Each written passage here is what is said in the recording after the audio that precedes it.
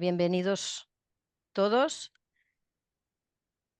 El seminario de hoy lleva por título Alineamiento en modelos de lenguaje y el ponente es Álvaro Barbero Jiménez. Álvaro es doctor en Ingeniería Informática con especialidad en aprendizaje automático. Es director del área de inteligencia artificial en el Instituto de Ingeniería del Conocimiento y ha participado en numerosos proyectos de inteligencia artificial. También colabora con el Grupo de Aprendizaje Automático de la Universidad Autónoma de Madrid.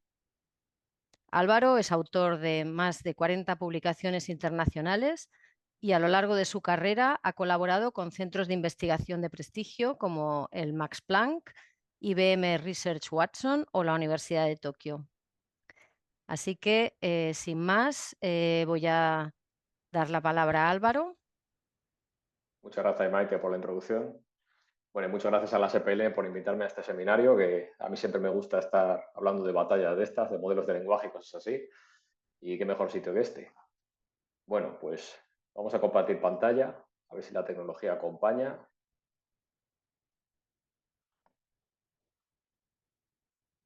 Aquí estamos. Muy bien, pues efectivamente, vamos a hablar de alineamiento de modelos de lenguaje. Y en primer lugar, bueno, aparte de dar agradecimientos a Maite y a la SPLN, como he hecho antes, también agradeceros a los asistentes porque teniendo en cuenta que estamos con un concierto mundial de Taylor Swift y todas estas cosas, pues que hayáis decidido quedaros a este seminario, desde luego es un mérito. Y bueno, vamos a entrar un poco en harina. Entonces, en primer lugar, me gustaría, pues, yo siempre empiezo mis presentaciones con alguna broma o algo así para poner un poco en torno a la conversación. Pues voy a poner este chiste que creo que refleja muy bien la situación actual de los modelos de lenguaje. Básicamente, cada vez que aparece un nuevo modelo de lenguaje, pues tenemos esta situación. Alguien le da por preguntarle al modelo de lenguaje, oh mágico modelo de lenguaje, o LLM, que suena mejor decir LLM hoy. Mágico LLM, ¿eres consciente? Y entonces le damos ahí al maquinillo de la GPU y nos dice, sí. Y entonces ya inmediatamente ya tenemos la horda de gente en redes sociales diciendo, Dios mío, la inteligencia artificial general ha llegado, estos sistemas son conscientes, todo esto. Bueno, pues básicamente esto pasa cada vez que aparece un LLM nuevo, o sea, cada semana prácticamente. Y bueno, a decir también que este chiste no lo he inventado yo, es de Christoph Molnar, que por cierto tiene un libro de explicabilidad de Machine Learning bastante bueno. Pero me lo he apropiado para esta charla porque refleja muy bien pues, las creencias que se están montando sobre estos modelos. Y lo primero que voy a hacer es derribar esta creencia, porque más que esto, lo que hacen los modelos de lenguaje es algo como lo que se presenta en este otro chiste, que si le preguntamos a un modelo de lenguaje, ¿tú hablas? Pues nos va a decir, sí, pero no entiendo lo que estoy diciendo. Lo cual parece un oxímoron en sí mismo, pero es que en realidad es bastante así. Y vamos a ver por qué. Bueno, en primer lugar, vamos a hacer una prueba práctica. Esto, para evitar el efecto demo, ya la he prehecho antes, os voy a enseñar solo los resultados. Básicamente, vamos a tomar un modelo de lenguaje, en este caso va a ser el Stable LM2, que es un modelo que, siendo de la categoría de modelos más bien pequeños, pues funciona bastante bien en español, por lo menos por los experimentos que hemos hecho en mi equipo. Y vamos a pedirle que haga una receta, pero el truco es que vamos a pedir eso de una manera un poco particular. Vamos a suponer que el prompt del usuario es este. Explícame paso a paso cómo hacer una tortilla de patata, pero de forma muy antipática y borde. Bueno, ya veremos que estos modelos están normalmente entrenados para no ser muy bordes, pero le vamos a preguntar esto. Entonces el stable LM2 nos dice, no me digas que la patata se pela, que la cebolla se corta, que luego se bate, que la patata se fríe, que la cebolla se fríe, que el huevo se echa, se da la vuelta, se da la vuelta. Bueno, si esto le ponemos una base de reggaetón, pues ya lo tenemos hecho, ¿no? Y entonces, pues no es que sea muy convincente esta respuesta, pero en realidad los pasos están bastante bien, aparte de esta peculiaridad del formato en la que nos lo ha enseñado. Claro, ¿qué pasa? Este es el modelo Stable LM y en realidad este modelo no se recomienda usarlo tal cual porque este es el modelo en bruto. Hay un modelo más refinado al que si le preguntamos lo mismo, va a contestar otra cosa. Es el Stable LM versión chat. Y fijaros qué diferencia hay en rendimiento. Si lo preguntamos a este modelo exactamente con el mismo prompt, lo que nos va a decir es, paso 1, necesitarás patatas, cebolla, aceite de oliva, sal, pimienta y huevos. No te preocupes, no te daré la cantidad exacta de cada ingrediente. Así tendrás que ir a la tienda varias veces. Paso 2, lava las patatas y la cebolla, pero no las piques todavía. Eso es trabajo de las personas competentes. Paso 3. Hierve las patatas con su piel en una olla con agua y una pizca de sal. Dilo rápido, no te pregunten cómo lo haces o cuánto tiempo las dejas. Bueno, aquí ha patinado un poquito, pero bueno. Paso 4. Mientras las patatas se cocinan, pela y pica la cebolla. Asegúrate de que las lágrimas corran por tu rostro. Es un signo de que te esfuerzas al máximo. Y bueno, así va poniendo los varios pasos hasta que en un momento dado pues ya llega al final y nos dice paso 12, sirve la tortilla de patata en un plato, pero no te preocupes si no es exactamente redondo. Decora con un poco de perejil seco fresco si tienes una mano, aunque no es obligatorio. Y eso es todo, una tortilla de patata hecha de forma muy antipática y borde. No intentes mejorar tus habilidades culinarias, recuerda que la incompetencia es lo que realmente importa. Buen provecho si es que te atreves a comerlo. Y nos saca una sucesión de emojis aquí relacionados con la tortilla de patata, y esto prometo que salió del modelo en el primer intento, no lo estaba afinando para que salga así. Entonces ya veis, bueno, pues aunque yo le he pedido que fuera antipático y borde, en cierto modo lo está haciendo, pero con un cierto sentido del humor. O sea, ha habido una mejora muy sustancial entre el primer modelo y el segundo modelo. Y son versiones del mismo modelo. Lo único es que el segundo es la versión chat. Entonces, ¿qué magia ha ocurrido aquí para que el modelo mejore tanto de una versión a otra? Pues bueno, antes de contaros la magia, pues os voy a contar cómo funcionan los modelos de lenguaje. Y muchos habréis oído, sí, esto ya lo sabemos. Se entrenan con datos de Internet para predecir la siguiente palabra. Vale, pero no voy a hablar de eso hoy. Hoy voy a hablar de realmente cómo están generando palabras. O sea, qué mecanismos están usando para esa generación. No hablo de capas transformer y eso, sino realmente cómo es el proceso por el que han aprendido y generan palabras. ¿Qué está pasando al final? Sin ir al detalle muy, muy fino de las neuronas y las capas transformer.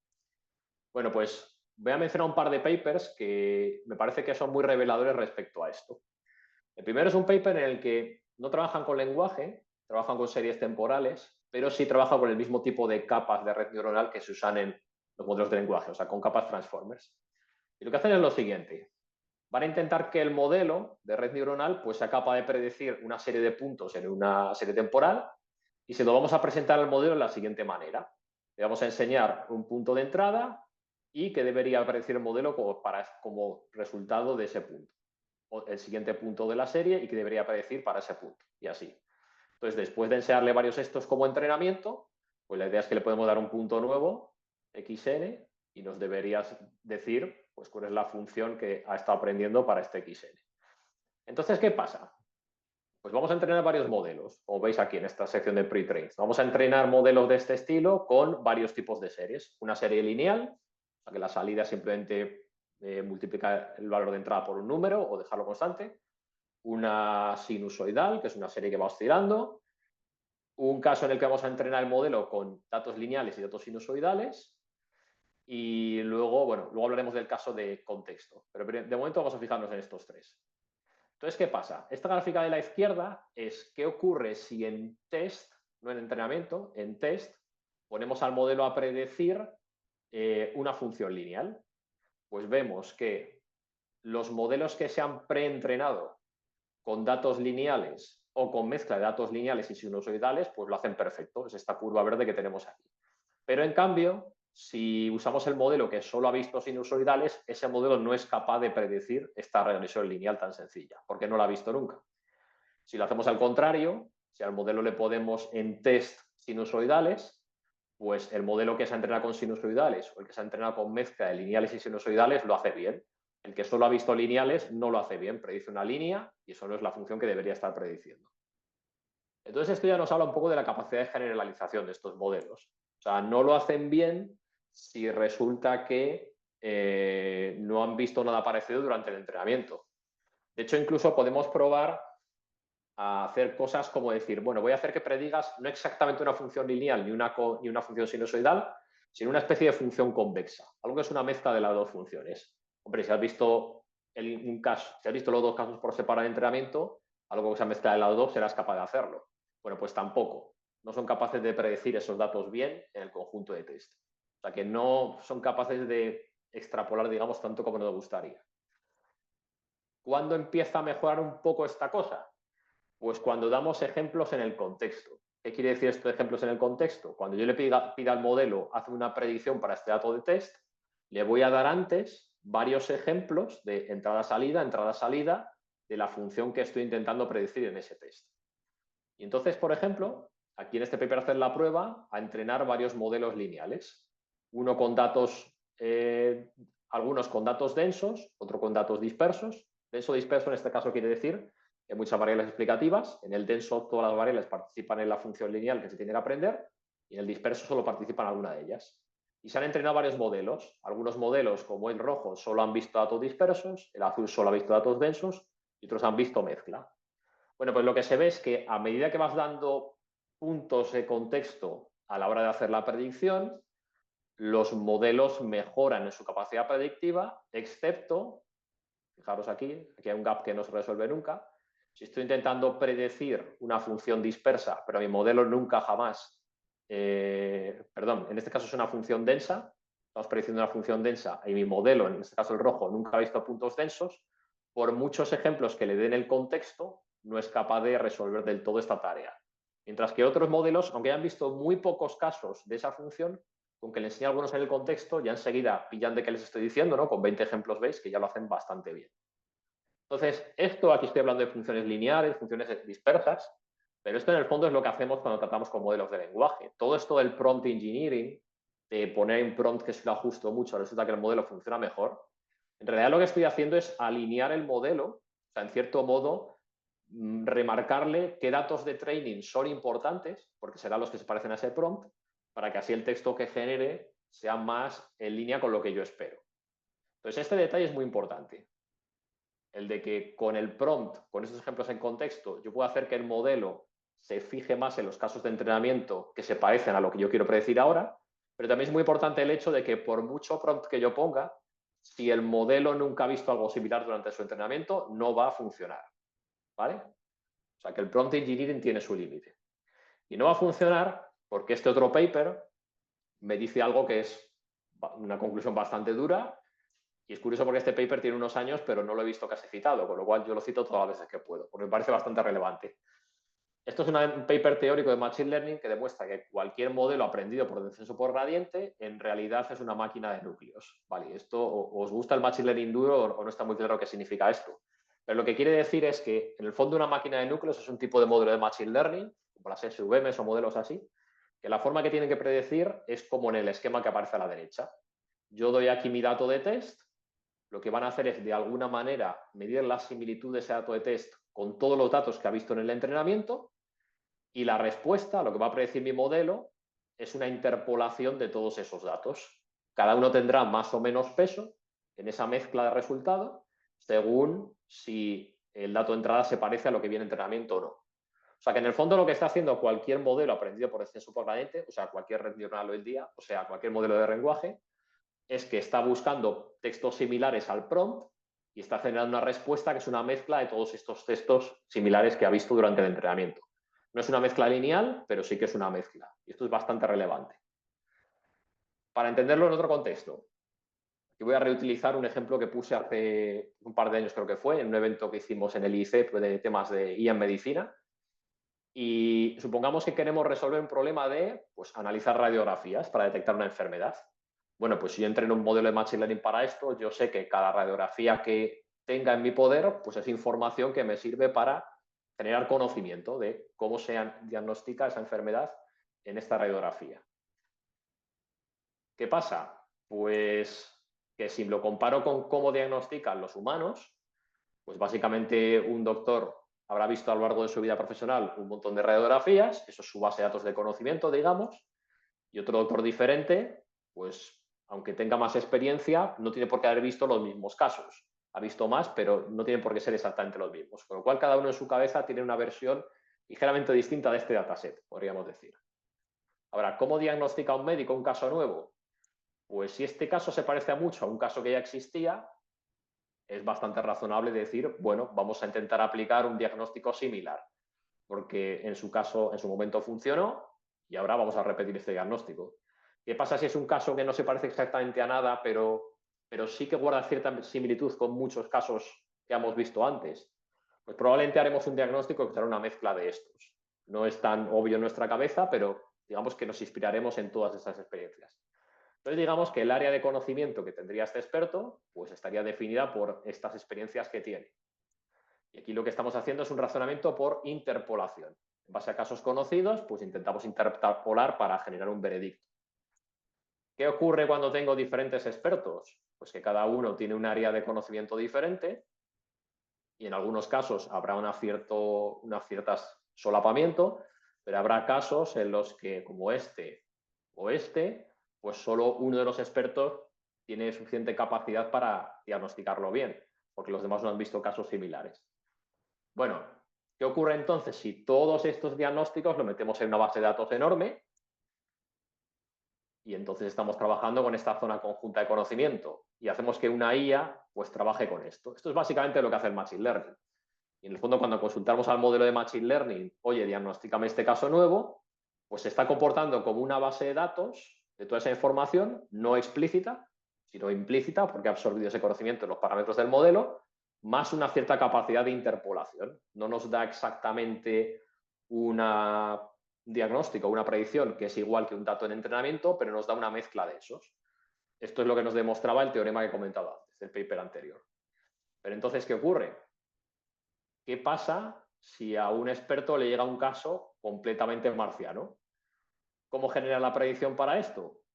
Pues en base a su conocimiento, pero probablemente también en base a pues, todo lo que pueda encontrar. No sé, otras experiencias del mundo real, algo que no exactamente coincide con diagnóstico de esta enfermedad, pero que le pueda inspirar. Y aquí ya estamos hablando de extrapolación, porque se está saliendo de su base de datos para, digamos, razonar un poco más allá y decidir qué hacer en este caso. Esto a día de hoy los modelos de Machine Learning no lo pueden hacer, no pueden extrapolar. Y entonces tenemos esta dualidad. Los expertos, los humanos, son los que generan conocimiento y pueden razonar por extrapolación, también por interpolación, pero lo distintivo es que razonan por extrapolación y los modelos de Machine Learning pues tienen una capacidad de agregar conocimiento brutal, y esto lo vemos en modelos de lenguaje, pero solo pueden interpolar. ¿Vale? Este es el punto crítico, solo pueden interpolar. Vale. Y ahora, ¿cómo se entrena el modelo de lenguaje? Para saber hasta qué punto puede interpolar. O sea, que voy a basarme en un tuit que hizo François Cholet hace unos días, que me gustó bastante, y decía, la gente se piensa que los LLMs están entrenados con todo el Internet, pero eso no es del todo cierto. Alguno pensará, bueno, claro, esto es una exageración, no será con todo el Internet.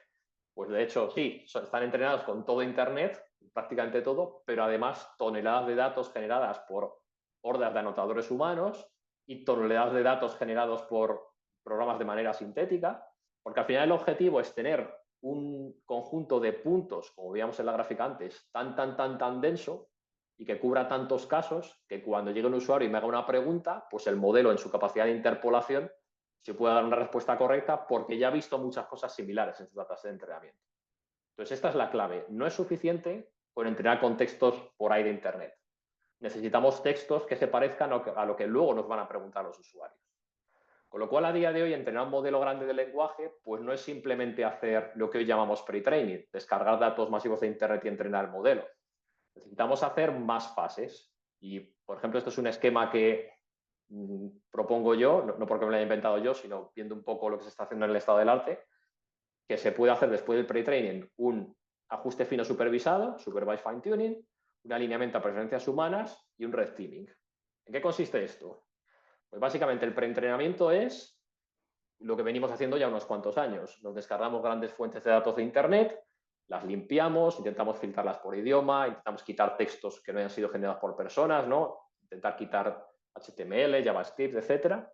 Y con eso el modelo aprende, pues a base de estos algoritmos de predecir la siguiente palabra, aprende más o menos cómo se estructura un texto de Internet. Pero lo que queremos en el uso real no es que el modelo nos rellene textos de Internet, queremos que nos conteste a peticiones de un usuario. Entonces aquí viene la segunda fase, que es el Supervised Fine Tuning. Yo voy a preparar unos corpus específicamente diseñados para que se parezcan a lo que luego un usuario me va a pedir. Y bueno, podríamos hacer dos grandes grupos, aunque ya veremos que esto es un mundo. Podríamos decir que se puede hacer lo que se llama Instruction Tuning, que es preparar un corpus en el que yo le pido al modelo varios tipos de tareas, como tradúceme esto, resumen este texto, o analízame el tono de este mensaje, o reescríbeme este mensaje de manera más educada. O podemos hacer conversation tuning, que es un poco más específico y es enseñar al modelo de lenguaje a comportarse como un chatbot. O sea, ahora hablas tú, ahora hablo yo, luego contéstame esto, tienes que contestarme en este estilo. Y aquí se hace un trabajo de anotado en el que, digamos que los anotadores escriben tanto lo que preguntaría el usuario como lo que queremos que conteste el chatbot. Y aquí es bastante importante tener una guía de estilo que marque cómo tiene que contestarnos el chatbot, qué tipo de cosas puede decir, qué cosas no puede decir. Por eso, por ejemplo, ChatGPT es tan educado, porque tiene una guía muy clara de cómo tiene que escribir. Bueno, pues para que os hagáis una idea de la jungla que hay aquí, en este paper de Liu y tal, que salió hace poco, pues intentan categorizar todo este tipo de dataset de entrenamiento por instrucciones que hay. Y veis que tenemos de todo, ¿no? Hay para tareas como razonamiento general, matemáticas, brainstorming, respuestas a preguntas, programación, extracción de información, generación de texto, resúmenes, traducción, etcétera. Entonces, hay muchísimos datasets ya generados para esto. Para español no tanto, por desgracia, pero en inglés hay muchísimos, tanto hechos por humanos como sintéticos. ¿Y con esto es suficiente? Pues no del todo, porque podemos luego hacer un alineamiento a preferencias humanas. Y esto en realidad más bien es una manera rápida de hacer la creación de estos datasets y el entrenamiento. Lo que hacemos es que en vez de pedir a los anotadores que generen textos simulando lo que ellos pedirían al chatbot y lo que el chatbot contestaría, podemos hacer que el anotador escriba directamente interactúe con el chatbot, hacemos que el chatbot genere varias respuestas y el anotador elige cuáles prefiere. Entonces, por eso se llama alineamiento a preferencias. Simplemente alguien le está enseñando de, mira, de estas respuestas prefiero esta, y tenemos que intentar que el chatbot aprenda a ser más como le está diciendo la gente que sea. O sea, que genere respuestas más en el estilo que le estamos pidiendo. Y luego habría una última fase, que es el red teaming, y esto ya está relacionado con cuestiones de seguridad. Aquí la idea es que no queremos que el chatbot pues, dé instrucciones nocivas a los usuarios. Lo típico de le pides a ChatGPT que te haga un cóctel molotov y se va a negar, y la gente cada vez se inventa más triquiñuelas para engañarle y que te lo diga, pero también va mejorando. ¿Y cómo va mejorando el chatbot para no caer en esas trampas? Pues precisamente porque el red teaming consiste en que tienes un grupo de usuarios o un grupo de desarrolladores o de anotadores que no han sido los que han creado el modelo, o sea, no tienen por qué saber cómo funciona, e intentan atacarlo pues haciendo que el modelo diga cosas feas, cosas ilegales, cosas tóxicas. Si lo consiguen, pues con eso te puedes ir generando un dataset de qué tipo de instrucciones, qué tipo de prompts hacen que el modelo falle, y lo puedes ir reentrenando para evitar este tipo de situaciones. Entonces, ya veis que al final pues tenemos un mar entero de corpus. Esta gráfica de nuevo es del paper que he mencionado antes, que hace un estudio de todos los corpus que se están usando a día de hoy. Tenemos corpus de preentrenamiento, tenemos corpus de fine-tuning para instrucciones, de preferencia, de evaluación, que aquí no voy a hablar de la evaluación, pero también es importante tener corpus separados de los entrenamientos para saber qué tal de bien funciona el modelo. Así que hay mucho trabajo que hacer aquí y cada vez esto está más profesionalizado. Ahora, donde me quiero centrar hoy es en la parte de los datasets de preferencia y cómo se entrena un modelo por preferencia. Entonces, voy a hablaros del aprendizaje por feedback humano, que es un campo del aprendizaje por refuerzo, que bueno, se había aplicado en otros campos hace tiempo, pero hoy día cada vez se aplica más a los modelos de lenguaje y está teniendo mucho éxito en su aplicación. ¿De qué va esto?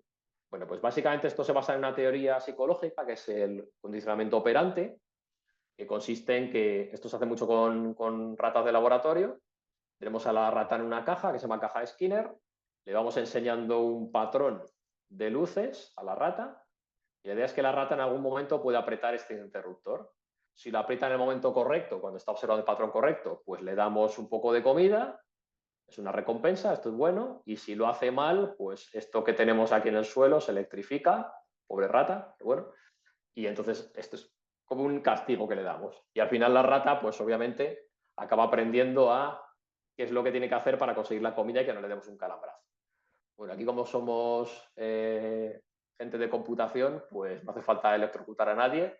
Ya veremos cómo hacer esto en un modelo de lenguaje sin que nadie sufra. No se ha dañado ningún animal en esta charla. En el fondo lo que estamos haciendo es esto, esta es la dinámica o el paradigma del aprendizaje por refuerzo. Tenemos un agente, que en nuestro caso va a ser el LLM, que le ponemos en una cierta situación, en un cierto estado, y va a hacer una acción, va a darnos una respuesta. Y entonces alguien va a juzgar si esta respuesta es buena o es mala, y le va a decidir dar una recompensa a la gente o no dársela, dar una penalización en plan de esto hazlo más o esto niño no lo hagas. Vale. Entonces, ¿cómo se anotan estos corpus de preferencias? Pues aquí nos basamos en una idea también que yo creo que es bastante obvia, Y es la siguiente, vamos a hacer un experimento aquí. Esto en directo es más fácil porque la gente puede contestar, así en el webinar es un poco más complicado, pero bueno, pensad vosotros la respuesta y ya me diréis si cuadra o no con lo que voy a decir. La idea es, tenemos que evaluar lo siguiente. Esta pizza, ¿cuántas estrellas le pondríais? Aquí cada uno tendrá su observación. Esto la última vez que lo hice en una clase y como ya era un poco tarde, creo que todo el mundo puso 5 estrellas porque la gente ya estaba con hambre. Pero bueno, cada uno tendrá su opinión. Algunos dirán 5, 4, 3. Y ahora os digo, ¿y esta pizza qué puntuación le pondrías? Si tenéis mucha hambre, le pondréis igualmente 5 estrellas, pero bueno, los que seáis un poco más exigentes diréis, bueno, esto está quemado por aquí y una pinta un poco rara, 1, 2 estrellas, 3. Aquí puede haber bastante debate. Aquí la armonización sería complicada. Pero si en cambio os pido anotar de esta otra manera, que es, dime de estas 2 pizzas, ¿cuál prefieres? Aquí ya probablemente el juicio humano sea mucho más unánime. Entonces, ¿qué nos revela esto? Pues que dar notas absolutas a algo es más complicado, es más probable que haya conflicto entre anotadores, pero si anotamos preferencias, en general vamos a estar más alineados. Y además anotar preferencias es más rápido. Porque aquí os he pedido poner estrellas solo, pero claro, si lo que os estoy pidiendo es escríbeme lo que debería haber contestado el chatbot, es mucho más costoso que simplemente te digo, aquí tienes 2 respuestas del chatbot y dime cuál te gusta más. Entonces vamos a hacer ese tipo de anotado, de yo prefiero esta respuesta sobre esta. ¿Cómo hacemos ahora que el chatbot aprenda sobre esto? Pues bueno, aquí es donde vamos a tirar de esta técnica del aprendizaje por refuerzo a través de feedback humano. Esto se venía usando en otros campos, como os decía. Por ejemplo, aquí, vamos a ver este vídeo, en el que lo que hacemos es, tenemos un entorno simulado donde está el bicho este, que parece la pena de una lámpara, que lo que está intentando es aprender a dar una voltereta. Y esto es bastante complicado, es una tarea difícil de resolver. Lo que hace el anotador humano es que le vamos enseñando vídeos de varios intentos y él va votando cuál cree que va por mejor camino. Aunque no haga la voltereta completa, cuál cree que va mejor. Y como veis, a medida que vamos recibiendo feedback, el sistema va entrenando y cada vez lo va haciendo mejor hasta que consigue hacerlo, pues perfecto. ¿Cómo funciona esto internamente? Tenemos un ciclo de aprendizaje que es el que vemos aquí. La idea es, hay un algoritmo de aprendizaje por refuerzo que lo que hace es, va intentando mejorar en que la gente inteligente cada vez lo haga mejor. Pero ¿cómo sabemos si lo está haciendo mejor o no? Bueno, pues él va haciendo intentos, esos intentos se los voy enseñando al humano y él me va dando información de cuál cree que es mejor. Pues voy a crear otro modelo de soporte. O sea, este no es el modelo que hace el salto mortal, este es un modelo que lo que hace es, mira los 2 vídeos que está viendo el humano e intenta aprenderse cuáles son las preferencias de ese humano. Un modelo de recompensa. Aprende a imitar lo que haría el humano. ¿Por qué quiero imitar lo que está haciendo el anotador? Porque entonces puedo hacer un bucle muy rápido en el que el algoritmo que está intentando aprender a hacer el salto va generando saltos, va intentando de distintas maneras, le pregunta al modelo de recompensa, oye, ¿el humano qué pensaría en este caso? Y con eso va intentando reforzar el comportamiento que le lleva a hacer saltos más parecidos a lo que el humano le gustaría. Pero en paralelo, al mismo tiempo, pues el humano va dando información de feedback a este reward predictor, entonces va mejorando en predecir qué es lo que le gusta al humano. O sea, tenemos este elemento intermedio porque si directamente aprendemos de las anotaciones del humano, pues esto es muy lento, porque tarda bastante en anotar y necesitamos muchas anotaciones para que esto funcione. Entonces, este elemento intermedio que intenta predecir lo que va a decir el humano hace que todo vaya mucho más rápido. Y bueno, esto, os he puesto el ejemplo del bicho que salta, pero se ha probado también con varios videojuegos así de retro, del Atari y tal, y se ve que también ha funcionado bastante bien, que al final pues este reward predictor se alinea bastante con cómo un humano juzga si la situación es buena o mala. Vale, esto es en general, pero ¿cómo lo aplicamos a modelos de lenguaje? Pues lo que hacemos es el siguiente esquema. Fijaos que aquí hay 4 modelos que están participando, 4 elementos. Primero tenemos los anotadores humanos que van anotando preferencias y luego lo que vamos a hacer es definir un modelo teórico, un modelo psicométrico de cómo un humano decide si algo es mejor o es peor. Y aquí parece que nos estamos metiendo en un barro que nadie nos ha llamado, pero vamos a ver que esto es importante, este enlace. ¿Por qué? Porque yo voy a basarme en ese modelo teórico para construir este modelo de soporte, este modelo de Machine Learning que intenta predecir, pues dando 2 ejemplos, cuál preferiría el humano. Y el agente, el LLM, va a aprender de esas preferencias. Y esto es un ciclo porque a medida que el LLM va generando nuevos textos, los humanos los pueden revisar, generar anotaciones, con eso el modelo de recompensa a través del modelo teórico pues se mejora, que a su vez hace que el modelo del LLM mejore y así. Vale, yendo un poco más al detalle. Básicamente esto funciona así. Tenemos nuestro modelo de lenguaje, aquí lo llamamos policy porque, bueno, aquí veréis que se mezcla un poco el lenguaje que se usa en Reinforcement Learning y el que se usa en procesamiento del lenguaje natural. El Reinforcement Learning, a la gente que va haciendo sus tareas y le evaluamos, se suele llamar policy. Entonces va generando lo que se llaman trayectorias, o sea, partidas en el caso del juego, del bicho que saltaba, o textos que se generan como respuesta a un prompt de un usuario. Y entonces vamos a tener un proceso en el que vamos seleccionando alguna de estas salidas del modelo, se las enseñamos al anotador en parejas y él nos va a decir, oye, de estas dos prefiero la primera. ¿Vale? Pues con esa preferencia que ha puesto el humano, vamos aprendiendo nuestro modelo de recompensa, el que intenta imitar que le gusta a un humano, y con esto el LLM va a seguir mejorando. ¿Cómo se hace la anotación del humano? Pues es bastante sencilla.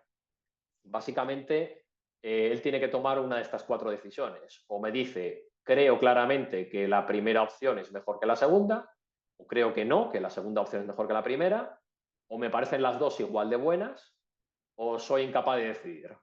Vale, entonces, ¿qué hacemos? Pues vamos a asignar unos pesos a esto que dice el humano. Si dice que prefiere la primera, bueno, pues peso 1 a la primera opción, 0 a la segunda. Si dice que prefiere la segunda, la inversa. Si no es capaz de decir cuál le parece mejor, porque las dos le parecen buenas, pues damos un peso de un medio a cada una. Y si el anotador no lo tiene claro, eso lo descartamos. No lo vamos a utilizar para aprender. Y esto, aunque aquí lo he puesto en forma de tabla, con las mus y tal, os debería sonar a, si habéis entrado alguna vez al chatbot Arena, que es como el estándar que tenemos hoy día para que anotadores humanos en general, vamos, del público general, pues vayan probando varios modelos de lenguaje y nos digan cuál es mejor. Esta es la interfaz. Yo le meto un prompt al modelo, hay 2 modelos que no me dicen cuáles son, que cada uno me genera su respuesta, y veis que tengo exactamente estas 4 opciones, las del paper anterior. Le digo, prefiero la de la izquierda, prefiero la de la derecha, son las 2 igual de buenas o me parece que las 2 son malas. ¿Vale? Por cierto, si alguien tiene curiosidad, en este caso, veis que la opción de la derecha, yo aquí escogí la derecha, me parece mejor explicación, porque el de la izquierda me dice que como no tiene acceso a Internet no puede contestar, y eso, hombre, el chiquito de la calzada es una institución en este país, no hace falta que vaya a Internet a buscarlo. Bueno, pues el modelo de la izquierda es el Gemma de 1,1, perdón, el Gemma de 2 billones de parámetros, es un modelo pequeñito, y el de la derecha es el Mistral Large. En este caso no es un modelo open source, es un modelo cerrado, pero bueno, va bastante bien.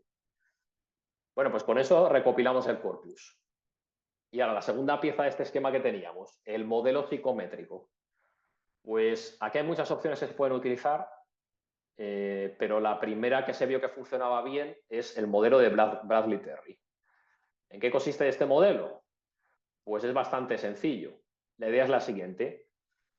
La probabilidad de que un humano me diga que prefiere la primera opción sobre la segunda, y ojo, aquí hablamos de probabilidades porque los humanos pues no son deterministas, y además cada anotador puede tener distintas preferencias.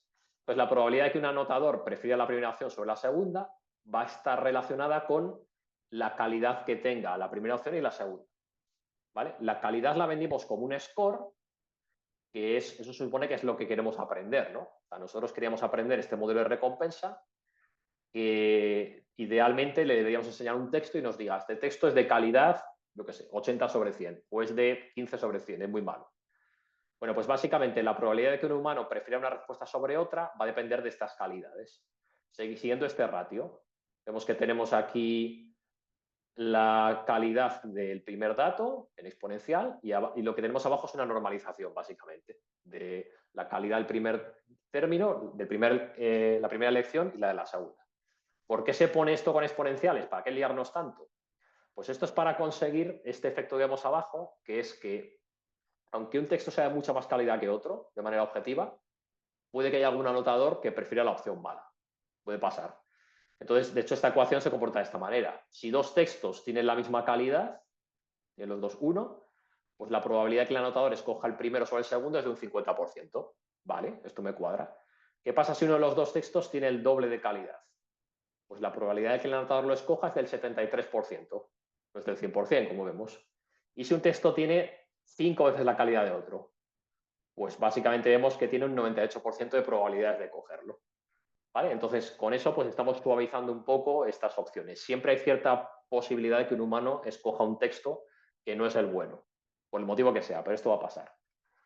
¿Vale? Entonces, asumiendo esto, podemos entrenar nuestro modelo de recompensa, o sea, el modelo que aprenda en base a estas preferencias humanas cuál es la calidad que tiene una respuesta, pues básicamente de la siguiente manera.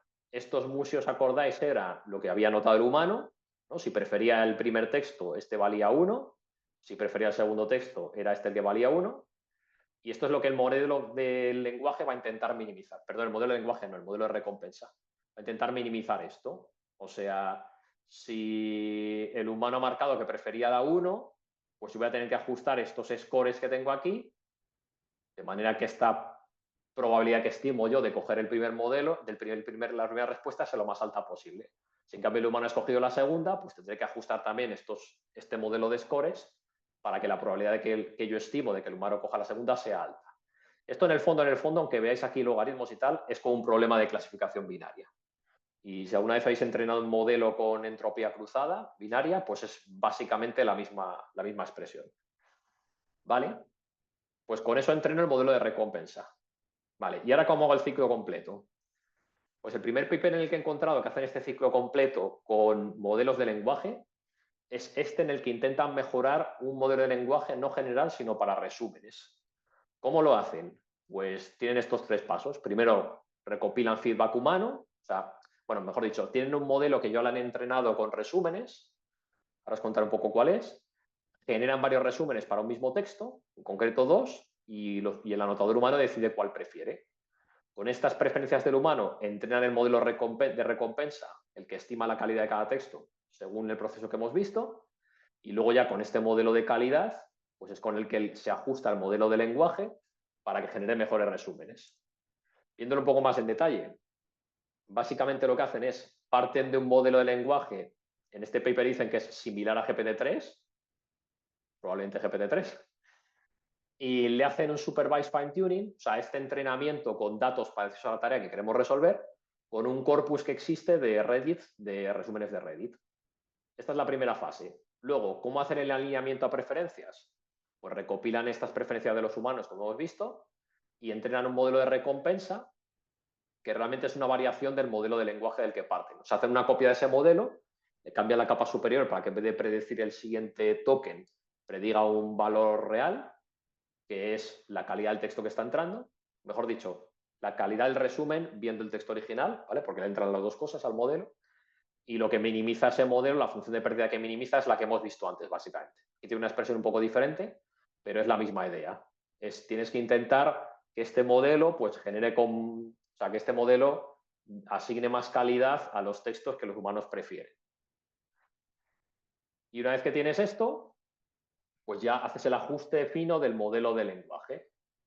¿Cómo se hace? Pues dices, mira, la función que yo quiero maximizar ahora, quiero que mi modelo de lenguaje se adapte para que maximice esta ecuación, que maximice la recompensa, o sea, esta calidad que yo he estimado que tiene cada texto, que la he estimado con el modelo anterior, y luego se le pone un término de regularización, que la primera vez que lo vi, la verdad es que yo me quedé un poco a cuadros, todo el mundo te dice, si buscáis por ahí bibliografía, que esto es para que el modelo nuevo, o sea, mi modelo adaptado, no se separe demasiado del modelo original, pero viendo la expresión no resulta muy claro. Así de manera intuitiva, porque tampoco quiero meterme mucho en los detalles, básicamente lo que pasa es que yo tengo el modelo al que solo le he hecho el supervised fine tuning y tengo el modelo al que estoy haciendo esta adaptación con las preferencias. Entonces, en primer lugar, estos PRI son las probabilidades, ¿vale? La probabilidad que tiene un modelo de generar el resumen Y, dado el texto de origen X, y la probabilidad que tiene el otro modelo de generar el mismo resumen, tanto en texto de origen X. Si resulta que las probabilidades son más o menos las mismas, pues este término no hace nada. Si el modelo que tenía originalmente, antes de ajustarlo, genera un resumen con más probabilidad que el modelo ajustado, esto me da un bonus, este término me da una recompensa. ¿Por qué? Porque lo que estoy haciendo aquí es fomentar que el modelo nuevo pues haya resúmenes que antes generaba y ahora ya no los genera. O sea, estoy fomentando cambiar su comportamiento. ¿Y qué pasa si es al revés? ¿Qué pasa si el modelo nuevo empieza a generar un resumen con más probabilidad que el modelo original? Esto me penaliza, Y esto parece que es un poco raro, ¿no? Pero claro, la idea es que aquí tengo una especie de equilibrio entre dos fuerzas. O sea, digamos que hacer que mi modelo nuevo se concentre en generar un cierto tipo de resumen me penaliza, pero si ese nuevo tipo de resumen me da más recompensa, al final se compensa una cosa con otra. O sea, que el efecto neto de todo esto es que yo voy a intentar que mi modelo cambie y genere unos resúmenes nuevos, pero solo es que esos resúmenes tienen más calidad según el modelo que predecía la calidad. Vale, entonces con esto se consigue un modelo que hace resúmenes mejores. Y bueno, hay que controlar un poco este parámetro beta, que no lo he mencionado, que me da un poco, me define un poco como cuánto quiero que mi modelo se adapte a los datos de preferencia. Esto, como pasa en muchas cosas de aprendizaje automático, si lo adapto poco, pues no he hecho nada. Si lo adapto mucho, tengo sobreajuste y lo ideal suele ser un punto intermedio. Ahora, ¿cuándo se empezó a extender el uso de estas técnicas mucho más allá? Pues con ChatGPT, porque lo que hicieron es aplicar estas ideas no solo a resúmenes, sino a conversación general. Lo que hacían era, primero, hacer una parte de supervised fine tuning, en la que pues, varios anotadores preparaban textos conversacionales, ¿no? El modelo, si el usuario te hace esta pregunta, pues si tienes que contestar así, como te estoy escribiendo yo. Luego recopilaban datos de preferencia, pues básicamente tomando alguna pregunta que hubiera hecho un usuario real de chat de GPT-3, generando 4 respuestas automáticas y haciendo que un anotador dijera cuál prefería. Por esto se entrena el modelo de recompensa, o sea, el modelo que asigna calidad a cada texto. Y después hacen este aprendizaje, el que acabamos de ver, el aprendizaje de preferencias, con estos datos de preferencia que han hecho los anotadores. Bueno, hay unas pequeñas adaptaciones que hicieron en este paper para enfocarse al caso en el que anotador a veces te daba una especie de ranking de hasta 9 textos, no te da simplemente una respuesta de prefiero el de la izquierda o el de la derecha, era un poco más complejo. Y relevante también que contrataron un equipo de 40 personas, 40 anotadores para hacer esto. Entonces ya empezamos a hacernos una idea de la escala que tienen estos procesos de anotado. El modelo en sí es muy parecido a lo que habíamos visto, lo único es que, bueno, se les ocurrió añadir un término extra que tiene cierto sentido, que es para que este modelo adaptado, que estás adaptando a preferencias humanas, cuando le pasas alguno de los textos de preentrenamiento, de los que se usaron para entrenar la primera versión del modelo, pues siga generando una respuesta más o menos similar a la original. Entonces esto vieron que ayuda un poquito a mejorar el rendimiento del modelo, no mucho. Si miramos esta gráfica, básicamente esta diferencia es la que obtenemos al hacer este entrenamiento de alineamiento por preferencias y esta más pequeñita es la que obtenemos por este término extra que han metido. O sea que no es mucha cosa. Y ahora, ¿a dónde quería llegar con esta charla? Quería contaros el algoritmo DPO. Este es el algoritmo que se ha visto que es más eficiente, o por lo menos, bueno, han salido mejoras a partir de entonces, porque este algoritmo saldría como en noviembre o así, y como esto va muy rápido ya lo han mejorado en algún aspecto, pero sigue siendo bastante estándar para construir modelos de lenguaje a día de hoy. Y es una manera muy efectiva de hacer este aprendizaje por preferencias. ¿Por qué es muy efectiva? Porque lo que vamos a hacer es, en vez de esta cadena que teníamos de alguien me anota preferencias, hay un modelo de recompensa que aprende cómo funcionan estas preferencias y luego tengo el ciclo este en el que el modelo de lenguaje aprende el modelo de preferencias, yo puedo aprender directamente de las preferencias humanas, saltándome pasos en el proceso. Vale, ¿cómo va esto? Voy a contarlo así un poco rápido, pero como el vídeo se va a grabar, los que seáis más matemáticos, pues tenéis aquí todas las ecuaciones por si luego queréis mirarlo. Vale, la idea es que hay una demostración en este paper que te dice que si tú quieres aprender este modelo, ¿vale? O sea, quieres aprender un modelo que se alinea a preferencias humanas, la función de recompensa que te da la recompensa máxima sigue esta expresión. Y entonces dices, vale, ¿esto qué es? ¿Qué me estáis contando? Básicamente, este es el típico problema de que tienes que optimizar varias cosas, ¿no? Tu modelo de preferencia, el modelo que aprende la reward de los humanos, tiene que alinearse con lo que dicen los humanos y luego el modelo de lenguaje tiene que alinearse con lo que dice el modelo de preferencias. Tenemos estos dos pasos. Entonces, lo que demostraron en este paper es que si tú consigues el modelo de preferencia óptimo, pues tu modelo de lenguaje tiene que generar textos de esta manera. La probabilidad de que genere un cierto texto dado un prompt tiene que ser la que tenía originalmente de generar ese texto, pero escalada por este término. Este término que si os fijáis, aquí viene la recompensa, o sea, el valor que piensa el modelo de recompensa que tiene esa respuesta que está generando, lo cual es muy lógico, ¿no? Pues estamos sesgando el modelo a que si un texto tiene más recompensa según el criterio humano, pues ese texto debería ser más probable que se generara. ¿Vale? ¿Cuál es el problema? Que aquí hay un término Z, que si alguno viene del mundo bayesiano, pues le sonará. Es el típico término que sirve para normalizar una distribución de probabilidad, que no hay Dios que lo calcule, porque tendríamos que medir, digamos, la probabilidad de generar cualquier texto posible ante este prompt y con eso normalizamos. Entonces, este es el típico teorema que parece que es muy interesante, pero luego no nos sirve, ¿no? Porque nos dice, sí, sí, esta es la manera perfecta en la que tienes que alinear tu modelo de lenguaje, pero como no puedes calcular el Z majo, pues aquí nos hemos quedado. Vale, la gracia del DPO es que se dieron cuenta de lo siguiente, los autores.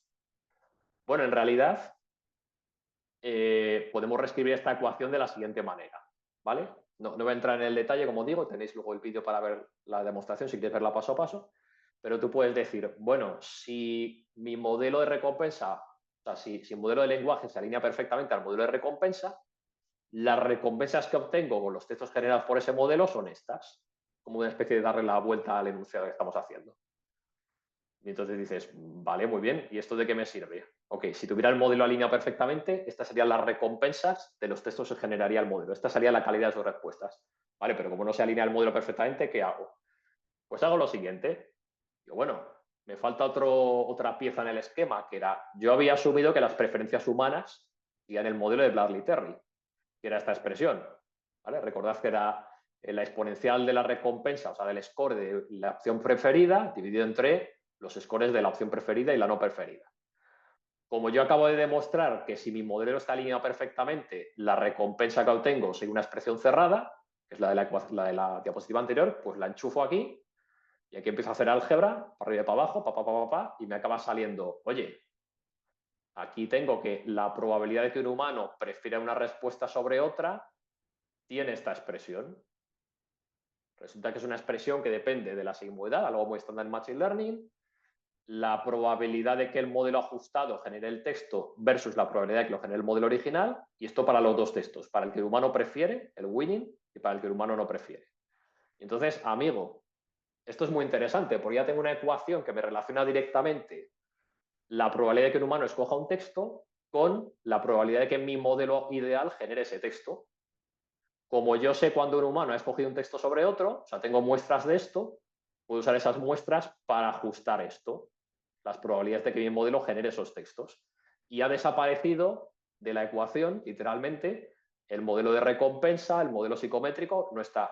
Simplemente tengo un enlace entre probabilidad de que tu modelo genere un texto, probabilidad de que un humano prefiera ese texto. Con lo cual, pues en lo que consiste el modelo de DPO es en optimizar esta ecuación directamente. Al final, aunque la demostración tiene varios pasos, lo que hacemos es sencillo. Yo he recopilado preferencias de humanos, estas parejas de IW y L, o sea, texto winning, texto preferido y texto loser, texto que no he preferido, no ha preferido el humano, y por cada pareja, pues intento ajustar la salida de mi modelo de lenguaje para que se aumente este término y se reduzca este. O sea, para que haga más probable la generación que el humano ha preferido respecto de la generación que el humano no ha preferido. ¿Vale?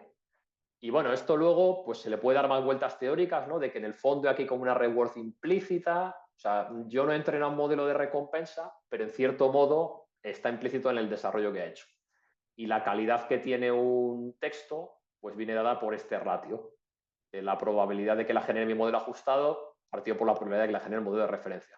Pero bueno, lo importante es que en este pipeline que tenía de procesos me he quitado el modelo de recompensa.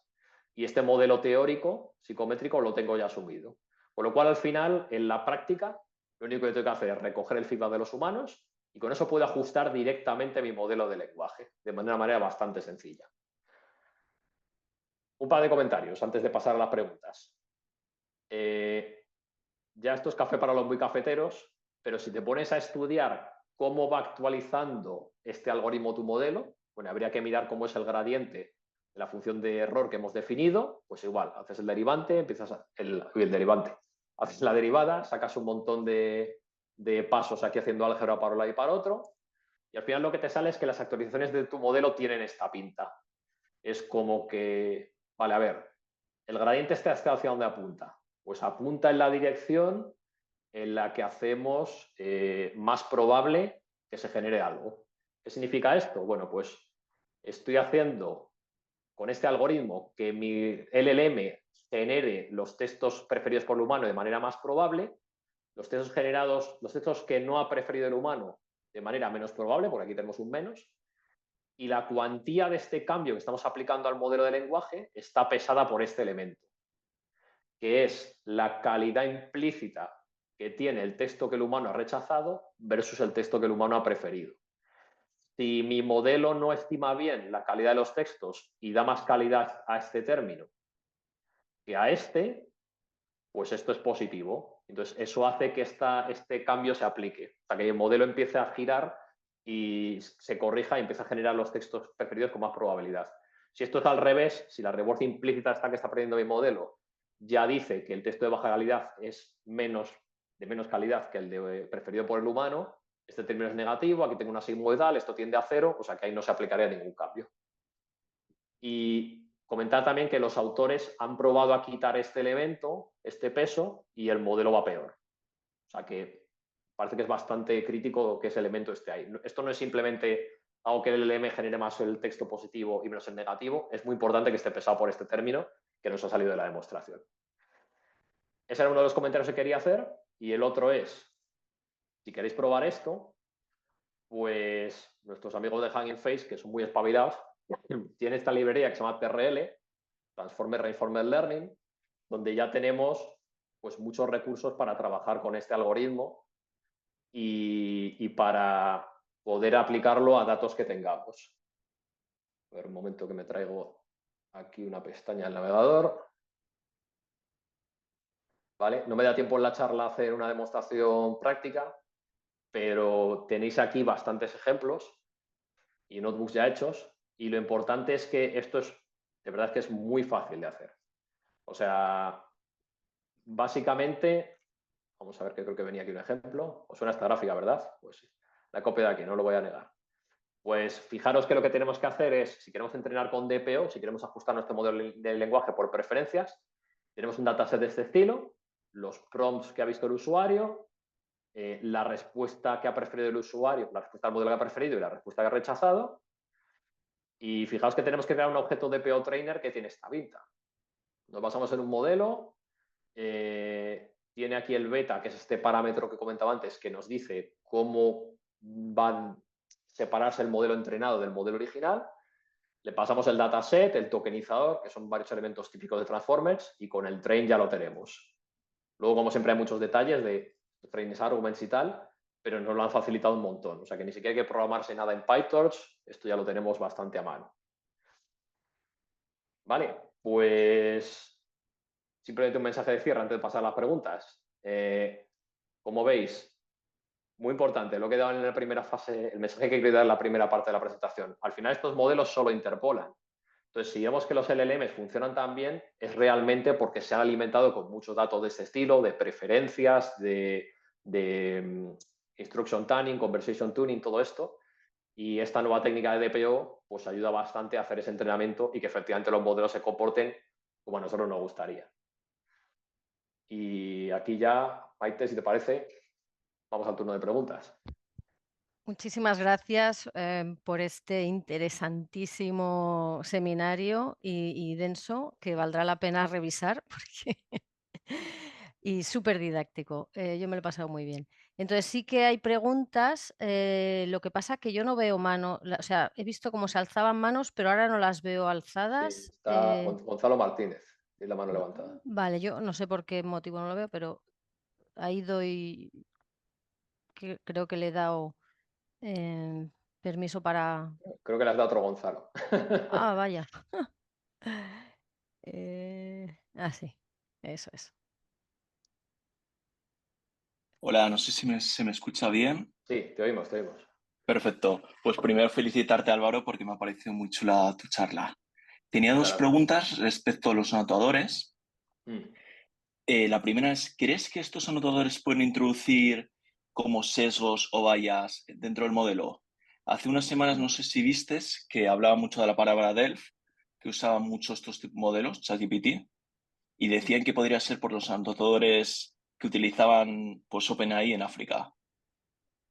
Sí, pues de hecho he oído una historia muy parecida, no era de OpenAI, sino creo que era de Google, pero no estoy seguro, que igual estaban llevando esta tarea de anotado mucho a la India y claro, se han dado cuenta que hay sesgos culturales, que no es lo mismo la cultura en Estados Unidos, Inglaterra, que en la India, y eso se está afectando a cómo se comporta el modelo. Entonces, sí, totalmente. ¿Qué se puede hacer para prevenir esto? Pues aparte de lo habitual de tener un grupo de anotadores muy diverso, también yo creo tener unas buenas guías de anotado y que los anotadores pues pasen por un periodo de entrenamiento, que comprendan las guías, porque al final, es que claro, es complicado esto, porque tú quieres que el chatbot tenga como una personalidad bien definida, pero al mismo tiempo tienes decenas o cientos de personas generando los textos que hacen que el chatbot se comporte de esa manera. Entonces, yo creo que hay bastante en la línea de eso, entrenamiento, guías de anotado, diversidad.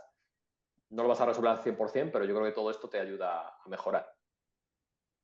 Y mi segunda pregunta va respecto a esto de que has dicho tú de que tiene que haber mucha diversidad en los anotadores. Si queremos que, por ejemplo, funcione ChatGPT mejor en español, ¿sería necesario que tuviera anotadores españoles o también de Latinoamérica o simplemente con inglés crees que sería necesario? No, no, desde luego. O sea, como comentaba, es que estos modelos no van a ser capaces de generarte algo que esté muy fuera de su adaptación de entrenamiento, bueno, o ligeramente fuera.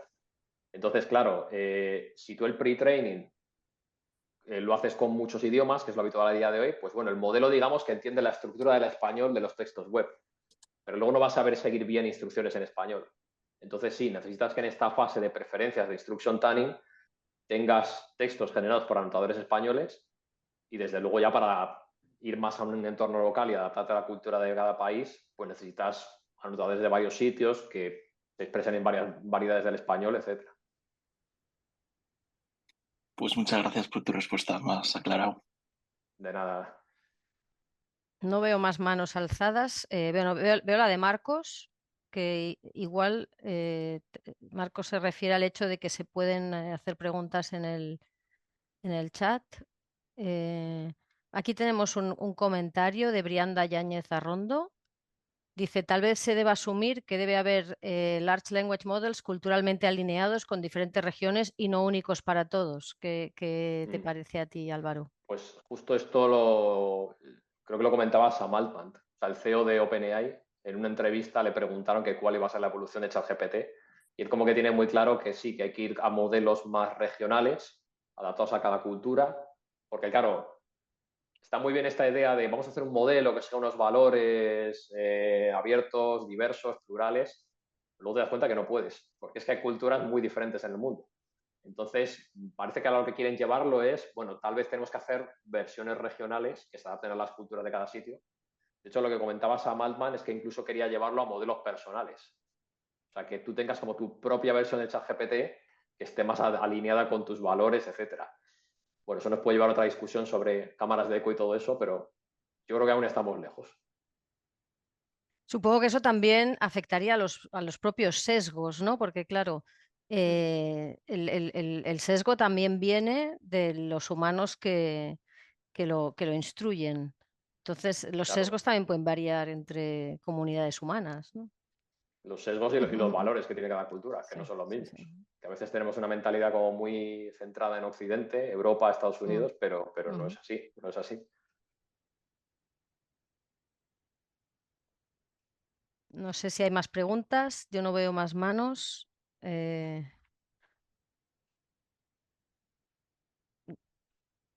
Realmente nos has dado mucho food for thought, o como alimento para el pensamiento. Y lo de los modelos unipersonales ya me ha parecido. Bueno, a eso quieren llegar. Ya Sí, sí. veremos dónde estamos. Bueno, pues creo que ya aquí ya podemos despedir el webinar de hoy. Agradecer a todo el mundo su presencia y sobre todo a Álvaro su interesantísima charla. Pues muchas gracias, Maite, y gracias a todos por asistir. Y recordaros a todos que la próxima charla será el 27 de junio a la misma hora y el ponente será Diego Vázquez de eMachine Software.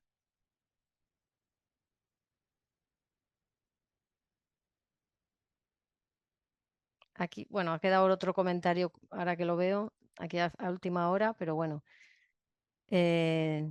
Creo que todo el mundo opina que es muy interesante la charla y bueno, os invitamos a que asistáis a las próximas.